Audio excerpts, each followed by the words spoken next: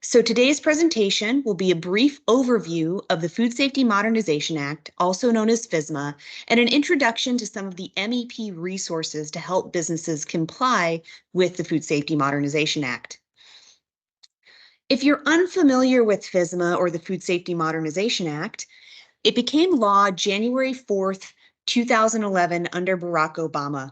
The rule was inspired by a recall at a peanut butter company here in Georgia, Peanut Corporation of America, with the intent of increasing the safety of our nation's food supply and empowering federal agencies to take action swifter to protect the public. With this act, the Food and Drug Administration was given increased authority around inspections, recall mandates in order to protect the public where necessary, but also required a new proactive preventive approach for food manufacturers in order to identify and prevent hazards before they make it into the marketplace. Prior to this, the FDA's powers were a bit more limited, and the regulations were not as robust and detailed as they are today. With this change, even though 2011 was some years ago, a large portion of this law didn't take full effect to suppliers of all sizes until September 2018. So today, many companies, small and large, are asked for information around their FSMA plans, third-party audits, and additional information to ensure they're complying with the new Food and Drug Administration regulations. The FDA regulates 80% of our food supply. USDA FSIS regulates meat, poultry, and eggs, and the FDA, the Food and Drug Administration, regulates everything else. Under FSMA, the FDA is able to conduct more inspections, mandate a recall where necessary. They have expanded access to records to facilitate these inspections and ensure that facilities are following proactive food safety plans. They also have the ability to suspend a site's food registration, and they have additional requirements around product traceability and third-party lab testing. There are 7 basic components to the Food Safety Modernization Act. There's produce safety, preventive controls for human food, preventive controls for animal food, the Foreign Supplier Verification Program, accreditations around third-party laboratories, sanitary transport, and intentional adulteration. While the MEP can help with the majority of the 7 rules, we have some sources specifically for preventive controls for human food.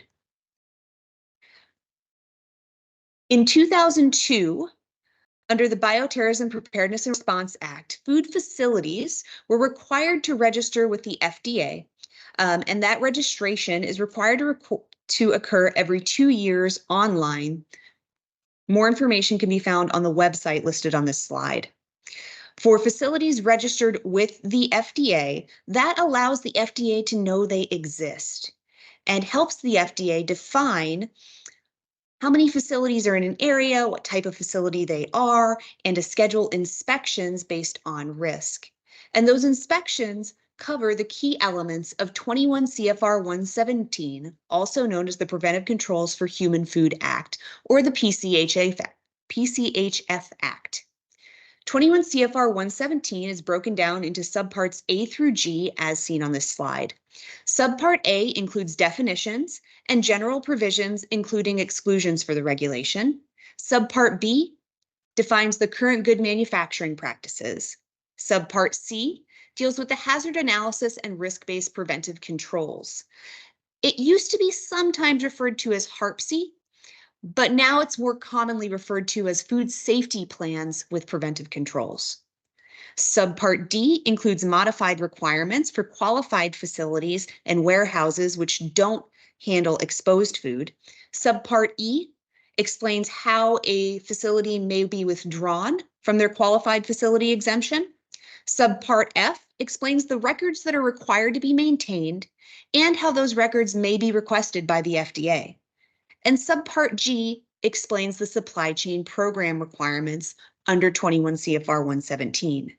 With this regulation, FDA-regulated facilities subject to the regulation are required to have a proactive food safety plan and a robust supply chain management program or supplier approval program.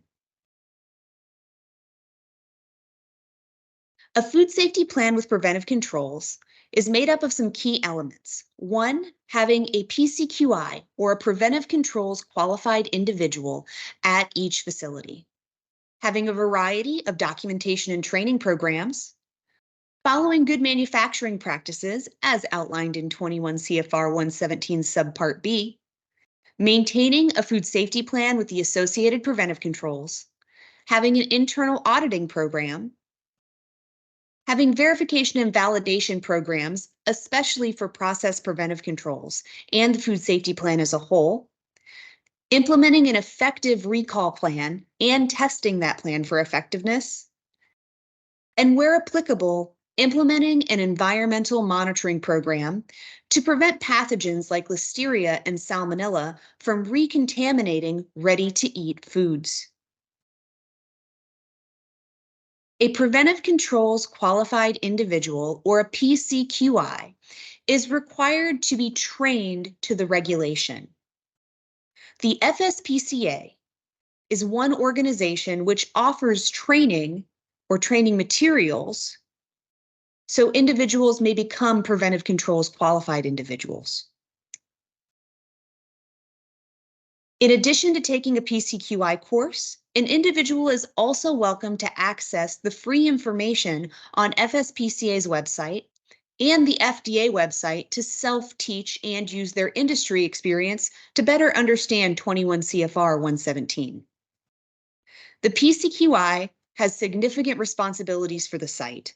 The PCQI is responsible for preparing the food safety plan, validating the food safety plan, validating process preventive controls, reviewing records, and reanalysis of the food safety plan at least every 3 years or when changes occur. As mentioned, there are multiple published guidance documents out there from the FSPCA and the FDA to help small facilities comply with the Food Safety Modernization Act. You heard me mention qualified facilities and qualified facility exemptions earlier in the presentation. A qualified facility is a very small business which may be exempt from select parts of the regulation, but not the regulation as a whole. If a facility is a qualified facility, they must submit a specific form called an attestation and submit it to the FDA through the FDA website. It would be the same website where a supplier registers with the FDA every other year. If you're a very small business and your company averages less than $1 million in sales and inventory adjusted for inflation over a three-year period, you may qualify for a qualified facility exemption. Qualified facilities are still required to comply with Subpart A, where you have a qualified individual trained at your site. Qualified facilities are still required to comply with CGMPs or current good manufacturing practices. Modified requirements as outlined in Subpart D instead of Subpart C. And maintain select records for review of the FDA. Qualified facilities are required to identify hazards in their process and control them, but they may use an alternate means instead of a full food safety plan with preventive controls. However, some state regulations may still require a food safety plan with preventive controls or a HACCP plan, depending on that state's Department of Agriculture.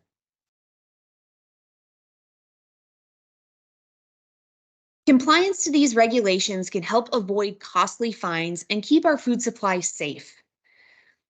It's important to note that the FDA uses a Form 483 to issue warning letters for facilities found not to comply with the regulation. And these warning letters do get published on the FDA website and are available for public view. Form letters do require a response, typically no more than 15 days. So if all of this sounds a bit overwhelming, don't worry. In Georgia and through the Georgia MEP, we have resources to help small producers who don't have the background, corporate resources, or regulatory expertise to implement FSMA. Through a grant program, we've been able to put together the FSMA training cohort. This is a low-cost workshop that will give you the opportunity to work not only with myself, but also Wendy White, to better understand the Food Safety Modernization Act over a series of courses and receive one-on-one coaching and support. For very small food producers and food producers in underserved communities, you must have a NACE code to participate. If you don't have a NACE code, Georgia Tech can help. The project will take place over 3 years, and the cost is $100 per person per workshop. And up to 3 attendees may attend for the company. And again, these workshops are made possible through a USDA NEFA grant as detailed below. Throughout the course, and classes are scheduled 2 to 3 weeks apart, we'll touch on these 6 topics: implementing your food safety program, assessing your supply chain risk, building your food safety plan part 1, building your food safety plan part 2, sustaining your food safety program, and have individual coaching around supporting programs. So you get 6 classes, 2 experts, a cohort to start your community, and one-on-one coaching specific to your facility's needs. The first cohort took place in 2023. We have additional cohorts in 2024 as follows.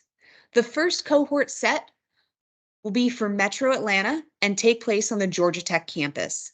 The dates are listed below. The second cohort will start in June, and those classes will all be virtual. In 2024 to 2025, we'll offer additional courses in South Georgia, Middle Georgia, and again virtually. And year 3, we'll repeat Metro Atlanta, add North Georgia, and maintain a virtual cohort.